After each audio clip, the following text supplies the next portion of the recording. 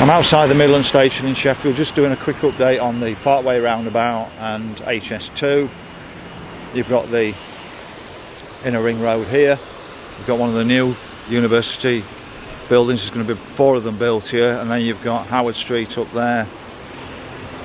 So the first thing is you'll find a link in the description from a Freedom of Information request I made about the Parkway roundabout. It's not actually going to be removed, and they won't be diverting the tram network.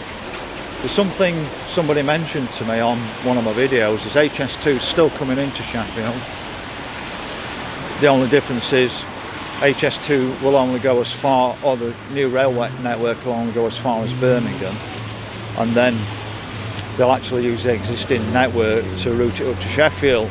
So it's still going to take 1 hour 25 minutes to get into Sheffield, whether it would have been an HS2 network all the way up to Sheffield versus using the normal network to get up from Birmingham. So why did they actually have to provide a new network up to Birmingham? Why couldn't they have just expanded the existing network into Birmingham as well, like they're doing from Birmingham to Sheffield? To me, I think it's wasted money. I think we need more investment actually at a local level on the rail network to bring people in to our cities. Before a mile of track was laid, there was something like £300 million or more spent on consultancy fees.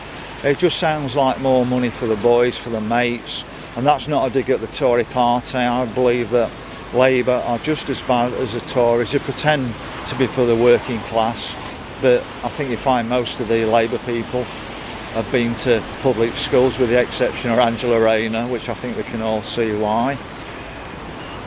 Just one other thing,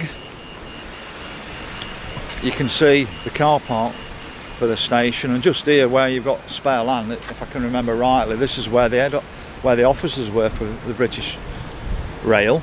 And what I can't understand is this building could have been repurposed as an hotel. It could have been repurposed as offices, just like the one outside Victoria Station that was for the water board. It would have saved on environmental damage just by repurposing the building. So they say one thing and do something completely different. But just going back to one thing, I don't think the tram network in Sheffield's fit for purpose. It's nothing like the 1960s network. A simple upgrade to the line from Dinnington to Sheffield and give the possibility for 25,000 people to be on a tram rail network from Dinnington and Anston, etc. into Sheffield. It also pick up people all the way through the suburbs of Sheffield, and I think that could happen all around Sheffield. I think we should be going back and actually having a decent public service,